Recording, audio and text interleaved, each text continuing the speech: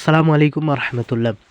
আমরা যে ছাগলগুলোকে গাব দেখেছিলাম, পাড়া দেখেছিলাম এর আগে দুইবার, অর্থাৎ দুইবারই আমাদের মিস্টেক হয়েছে। তো প্রথমবারই দিয়ে আমরা 6 মাস আমরা গেপ খেয়েছি, পরবর্তীতে আরেকবার দিয়ে খাইছিলাম প্রায় আরও 1 মাস, দুইটা ছাগলে আমরা গ্যাপ খেয়ে, এই যে বকরিটা এটা গ্যাপ খেয়েছি। তো এবার তৃতীয়বার এটা দেখাচ্ছি আলহামদুলিল্লাহ। তৃতীয়বার দেখার পর দেখাবো আলহামদুলিল্লাহ। এই তৃতীয়বার দেখার পর কিন্তু গাবটা আরও হয়েছে, অর্থাৎ এটা সাকসেসফুল হয়েছি আমরা। সেজন্য আমরা আগে রাতে আমাদের খামার থেকে, অর্থাৎ আমাদের যেখানে ছাগল রাখি সেই জায়গা থেকে আমরা বের করে নিয়ে আমরা এখন গাড়িতে তুলছি। আর আমি ফোন দিয়ে রাখছিলাম এই যে অটোওয়ালা ভাইকে, অর্থাৎ ভাই তো নয়, এটা আমার ভাসতে হয় সম্পর্কে, আমাদের প্রতিবেশী। সে কিন্তু বলতেছে যে আজকে অর্থাৎ সকালে যেহেতু ঘিটে এসছে তো কালকে সকালে নিয়ে যাই, অর্থাৎ একদিন সময় করে নিয়ে যাই, পরবর্তীতে নিয়ে যাই, তখন আমরা দেখে এলে অর্থাৎ ভালো হবে। কিন্তু আমি বলছিলাম না, আজকে যেহেতু গিয়ে একবার ভেবাইতেছে এমন, মানে এত অস্থির হয়েছে, মানে এবার ভালো করে হিটে আসছে তো এজন্য একেবারে বারবার পেছাব করতেছে, বারবার একেবারে হিটে এসে এই জন্য লাফালাফি করতেছে। তো আমি বলতেছিলাম যে না আজকে দেখে, আর সে আমাকে পরামর্শ দিতেছে আজকে না দেখে কালকে দেখাইলে আরও ভালো হইতো। তো আমি কিন্তু তার বুদ্ধিটা ধরিনি, পরবর্তীতে একটা সমস্যা হয়েছে, সেটা আমি আপনাদের কিছুক্ষণ পরে বলতেছি। তার আগে আমরা যেখানে অর্থাৎ আমরা এখন একটা নতুন জায়গায় এবার এই ছাগলটাকে দেখাবো।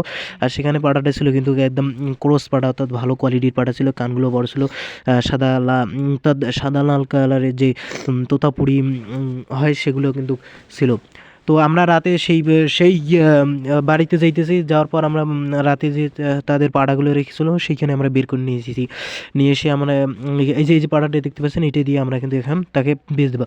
আর আপনারা বলতে পারেন যে রাতে কেন দেখাইতেছেন ভাই? আমরা কাজের ব্যস্ততার কারণে আমরা রাতেই দেখাইতেছি, যেহেতু আমরা বিভিন্ন কাজের ব্যস্ততায় আমাদের সময় হয় না, সেই জন্য আমরা রাতেই দেখাইতেছিলাম, তাড়াতাড়ি কাজটা শেষ করলে ওকে হতে পারে।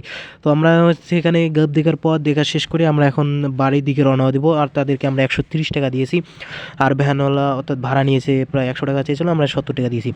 তো আমি আপনাদেরকে বলতে চেয়েছিলাম যে কেন আমরা আদের সমস্যা হয়েছিল, অর্থাৎ এই ছাগলটি আমরা আগে ভালো করে বুঝতে পারিনি যে এটা হিটে আসলে কিনা।